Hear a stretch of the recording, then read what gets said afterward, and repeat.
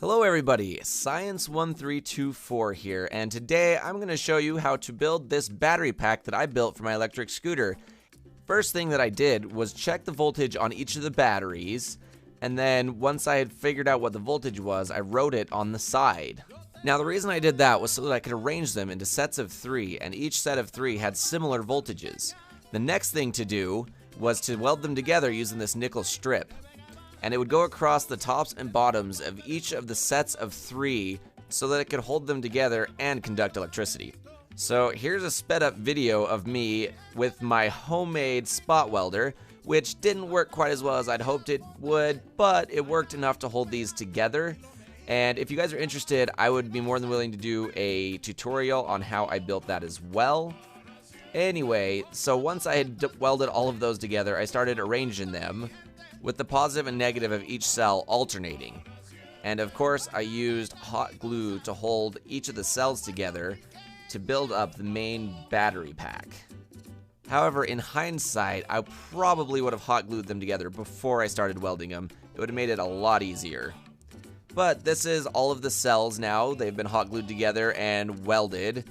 At least each of the cells have been welded to the batteries in the cell. Now it's time to weld some strips across to attach each of the cells together to get the 24 volts that I needed for the scooter. And here's a video of me putting more hot glue on.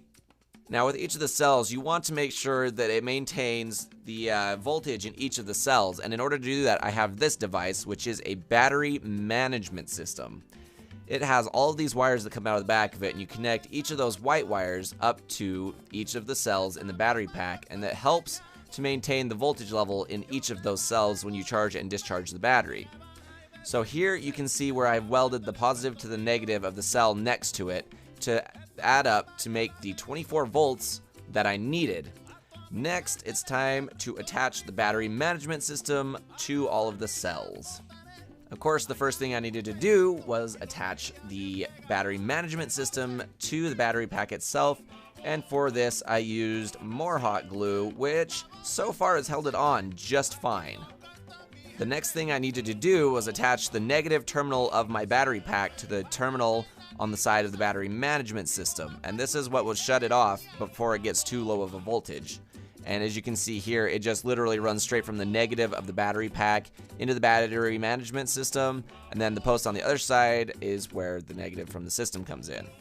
Now I needed to attach the positive wire, which is the red wire, and the negative wire is the black wire, to the positive and negative of the battery pack, and then attach each of the white wires to each of the cells going down the pack in order for it to manage the voltage. So I had to adjust the length of each of the white wires and solder them on there. Unfortunately, the mistake I made when I was putting all these wires on was that I was not attaching them the way they needed to be attached. And I blame myself because I was super tired that day and was not thinking straight, unfortunately. But you need to attach the wires to the cells in a way coming from the red to the black, so each cell moving back on the battery pack is connected to each next wire working your way towards the black wire. And I did not connect them that way. So unfortunately, when I finally had it all soldered up and everything, it drained probably about half the cells in the battery pack to zero, which basically killed off the lithium ion batteries that were in that part. So as you can see, I did not connect them up correctly, which I have now remedied and connected them up correctly.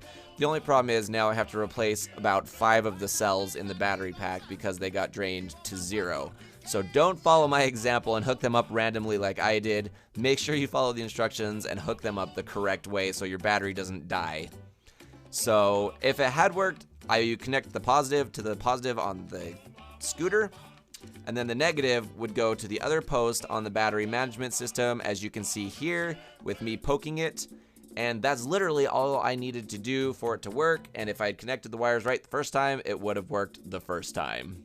So that's it for this video. If you guys are interested, I will be doing another video once I have repaired my battery pack to show you how I installed it in the scooter itself, and some of the other modifications I'm going to be making to this scooter, which will be headlights and taillights and a few other things. So make sure you stay tuned for that, and thank you guys so much for watching, and we'll see you in the next video.